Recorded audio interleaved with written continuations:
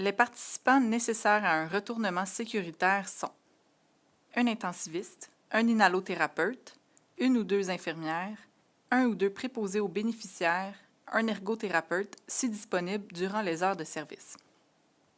Il est impératif d'avoir la participation d'un minimum de 6 personnes. 5 personnes mobiliseront l'usager et une personne dictera les consignes. Le matériel requis est le suivant: une toile de glissement, un piquet, une jaquette, une débarbouillette et les coussins de positionnement, un coussin en C, 2 oreillers standards, 2 petits coussins cylindriques 6 par 12 pouces et un gros coussin cylindrique 8 par 25 pouces.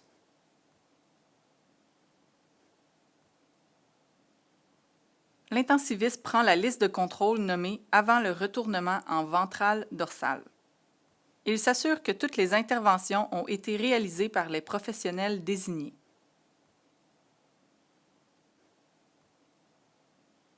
L'intensiviste a vérifié à la radiographie que le tube endotrachéal est à 2 cm de la carène et que le tube gastrique est bien dans l'estomac. Il remplit une ordonnance médicale qui dicte l'heure du retournement en ventral et en dorsal, ainsi que l'OIP de décubitus ventral. Il s'assure d'obtenir une assistance si une réintubation difficile est prévue en cas d'extubation accidentelle. Il évalue si l'hémodynamie de l'usager peut supporter la manœuvre et si l'usager est confortable et coopérant. Il s'assure que les techniques nécessaires, exemple l'installation de cathéters, ont été réalisées. L'infirmière appelle l'ergothérapeute pour l'aviser du retournement. Elle arrête la nutrition entérale, vide l'estomac, rince le tube gastrique et le clampe.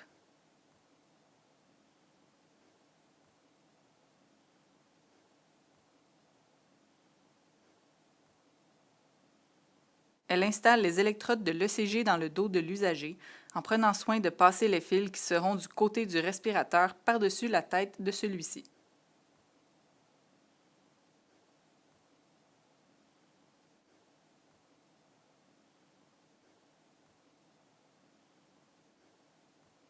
Elle retire par la suite les électrodes en antérieur. Il est à noter que cette étape peut être réalisée durant le retournement lorsque l'usager est sur le côté. Elle met en attente les perfusions non essentielles et les débranche temporairement des cathéters. Les sédations et les vasopresseurs ne doivent jamais être arrêtés. De plus, une voie d'urgence perméable est essentielle. Elle met les tiges à soluter au pied du lit. Elle s'assure que la longueur des tubulures est adéquate. Elle met aussi les récipients à drain au pied du lit. Elle s'assure que les pansements de cathéters et drains sont intacts.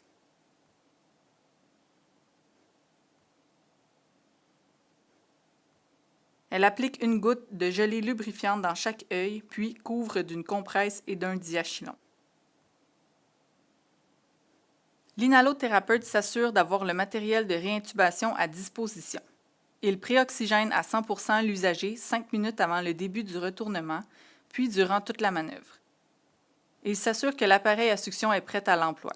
Il procède à l'aspiration de la bouche et du fond de la gorge, puis à l'aspiration des sécrétions endotrachéales.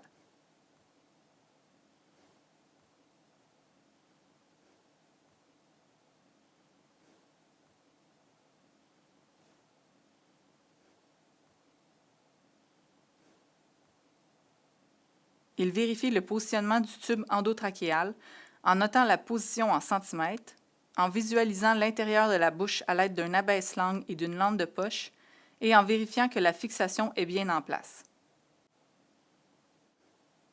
La préposée aux bénéficiaires rassemble la literie nécessaire. Finalement, l'ergothérapeute apporte les coussins de positionnement au chevet.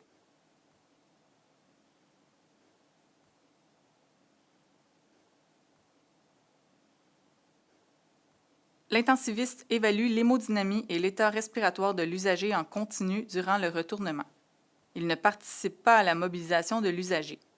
Il lit à voix haute les étapes du retournement à l'aide des listes de contrôle fournies aux annexes 1 et 2 du protocole. Les infirmières s'assurent que les cathéters et drains restent en place. Elles ajustent les coussins et la literie sur et sous l'usager et s'assurent du bon alignement corporel de l'usager. Elle communique avec l'inhalothérapeute pour continuer la manœuvre de retournement. L'inhalothérapeute maintient fermement le tube endotrachéal durant le retournement et assure le pivot de la tête. Il attend la confirmation des infirmières et donne le signal aux autres intervenants lorsqu'il est prêt à ce que l'usager soit mobilisé. Il doit compter à voix haute et clairement jusqu'à 3. La préposée aux bénéficiaires aide au retournement. Elle ajuste les coussins et la literie sur et sous l'usager. Elle nettoie l'usager au besoin. L'ergothérapeute s'assure que les coussins de positionnement sont bien mis en place. Elle s'assure du bon alignement corporel.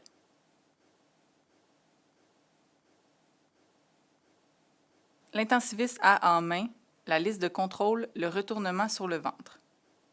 Avant de débuter le retournement, il est important de noter que le monitoring de l'ECG, la pression artérielle en continu si une canule artérielle est en place, et de la saturation en oxygène sont obligatoires tout au long de la manœuvre.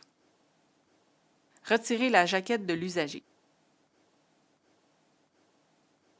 Retirez l'oreiller qui est sous la tête de l'usager. À l'aide du piquet, glissez latéralement celui-ci jusqu'au bord du lit opposé au respirateur, le plus près du bord possible. Placez le gros coussin cylindrique au niveau des épines iliaques. Couvrir l'usager d'un piquet au niveau de la région pelvienne. Mettre les bras de l'usager le long de son corps en prenant soin de glisser la main du côté prévu du retournement légèrement en dessous de sa fesse, paume vers le haut.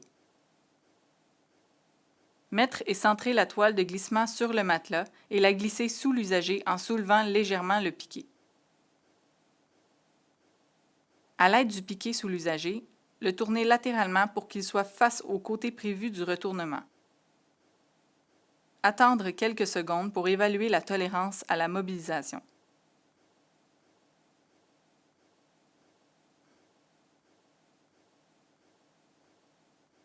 Si l'usager est stable hémodynamiquement et avec l'accord de l'intensiviste, terminez le retournement sur le ventre en poussant sur le coussin cylindrique pour qu'il reste sous celui-ci.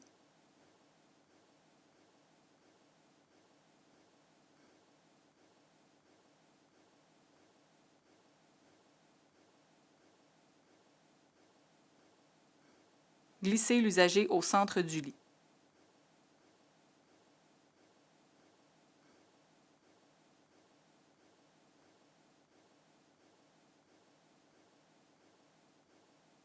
Deux intervenants glissent chacun un bras sous le thorax de l'usager pour le soulever et terminer l'installation des coussins. Placez les deux petits coussins cylindriques sous le thorax au niveau des aisselles et placez le coussin en C sous la tête.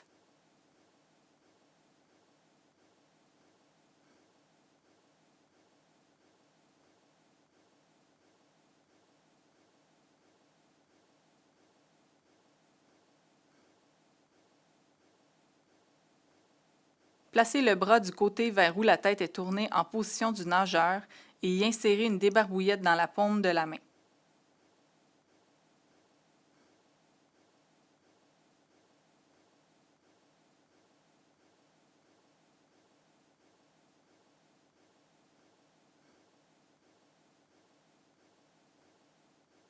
Couvrir l'usager d'une jaquette pour assurer son intimité. Soulevez les jambes et placez les deux oreillers en forme de T sous les tibias.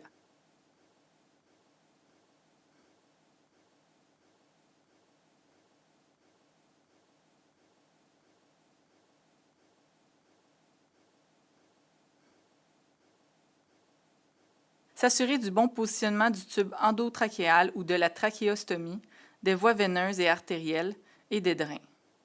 Rebrancher et redébuter les perfusions IV qui avaient été cessées avant la manœuvre.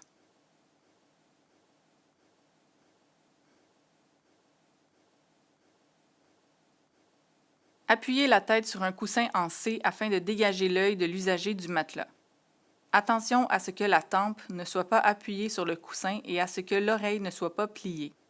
La tête et le cou doivent être légèrement plus bas que les épaules. L'infirmière tourne la tête aux 2 heures avec l'inhalothérapeute.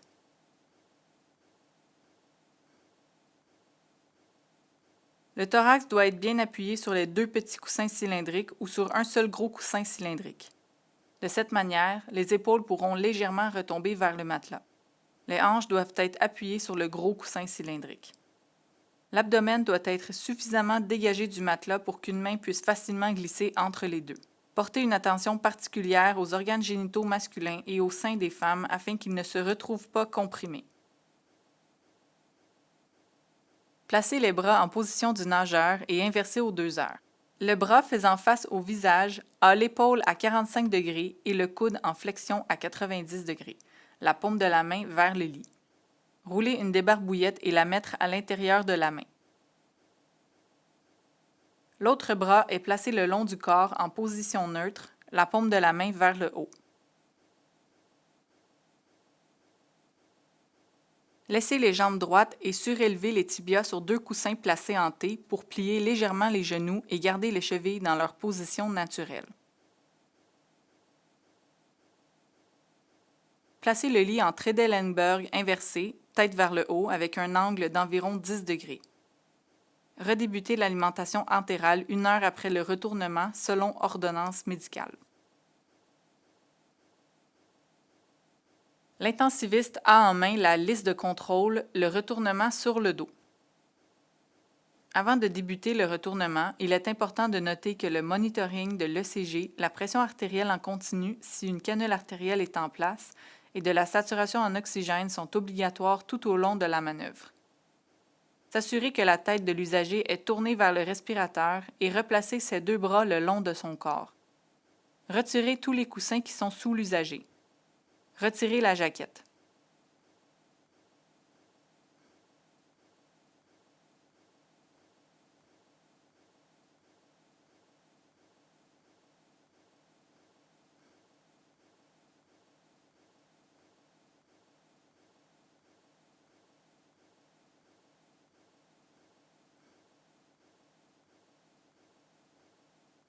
À l'aide du piquet sous l'usager, le glissez latéralement sur la toile de glissement le plus près possible du bord du lit, du côté du respirateur.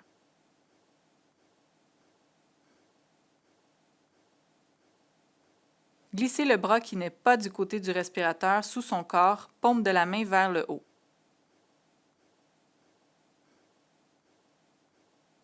À l'aide du piquet sous l'usager, le tournez latéralement pour qu'il soit face au respirateur. Attendre pour évaluer la tolérance à la mobilisation.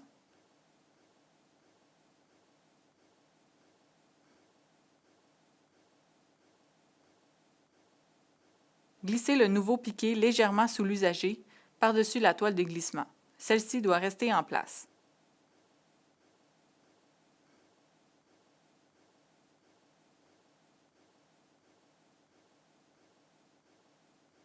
Si l'usager est stable hémodynamiquement et avec l'accord de l'intensiviste, terminez le retournement sur le dos. À l'aide du piquet sous l'usager, le centrez dans le lit.